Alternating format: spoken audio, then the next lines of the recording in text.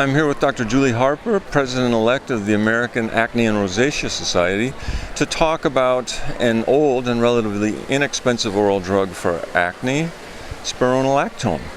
Cardiologists, when they use it as part of guideline-directed medical therapy for heart failure, are very particular about potassium levels. What about in acne patients?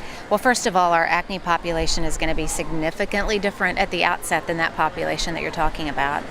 It's considered to be a very safe drug. By the way, it is included in our own acne guidelines from the American Academy of Dermatology as a treatment option for people with acne.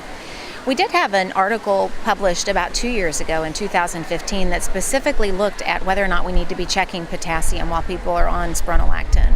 It was an interesting study. Everybody in the study was pretty young and healthy. They had to be between ages 18 and 45. They couldn't have those cardiovascular risk factors that you're talking about. But at least in that particular study, there wasn't a difference in potassium level between those on spironolactone and the control group. And so the conclusion from that study is we don't need to be routinely testing. But again, that was that population of people who are young and healthy and who are taking the drug for acne. And the people that get acne. Right. So in your own practice? I do not routinely check potassium.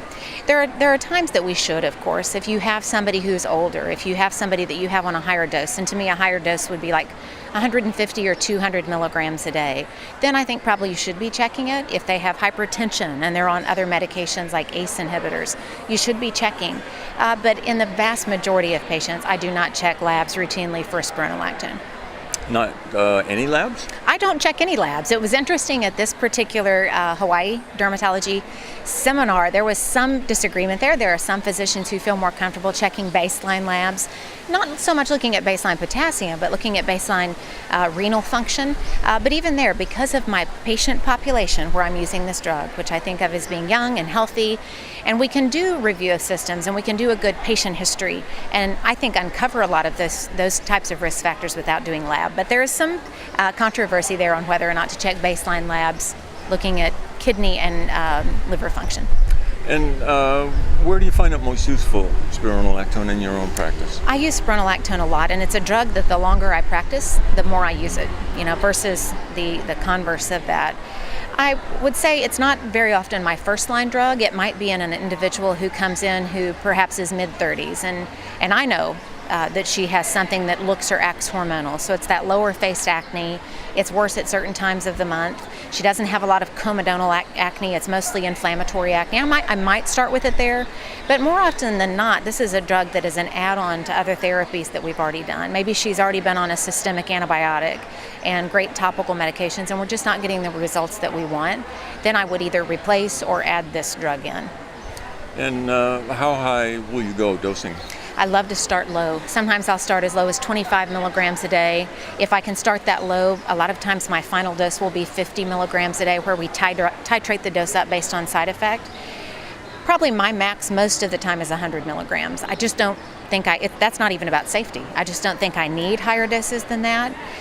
There's a difference too between safety and tolerability of the drug. As we push that dose up much higher, then people are going to have unscheduled breakthrough bleeding, they're going to have breast swelling and tenderness, and those are side effects that might limit the use of the drug.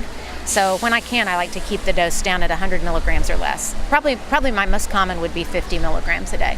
And we're talking about a drug for women with acne. Right. It's interesting. This has been studied. There was a study in Japan, I think it was around 2006, 2007, so not a real new study, but they enrolled some men in the study early on, and they had to shut that part of the study down pretty quickly because those men did develop gynecomastia. So unfortunately, this is a great drug, but only for women. And is it suitable? Do you use it in women that are nursing?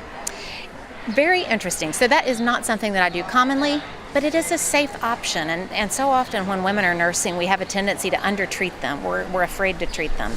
I would say when possible in somebody who's nursing, use your great topical medications, because just about all of those are safe to use when a woman is nursing. But if you have someone with really severe acne and you need a systemic alternative, it is interesting that spironolactone is compatible with lactation. Both the World Health Organization says that, the American Academy of Pediatrics say that. We should keep in mind, though, two things. If the dose is high enough that the woman is diuresing, which would be unlikely, it might cut down on milk supply. And then number two, this is a drug that can cause breast swelling and tenderness, and a nursing woman may not appreciate that.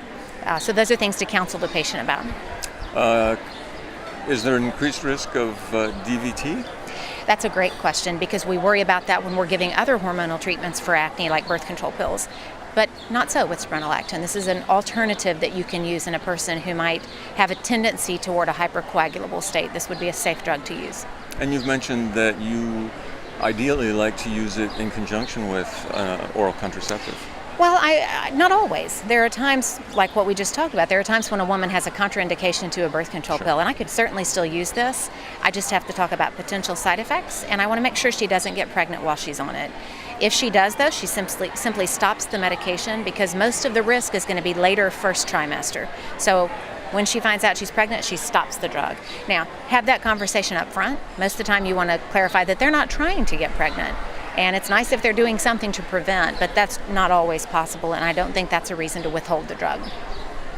Very interesting. An old drug, but still a very good That's right. drug. That's right. Nice talking to you. Thank you.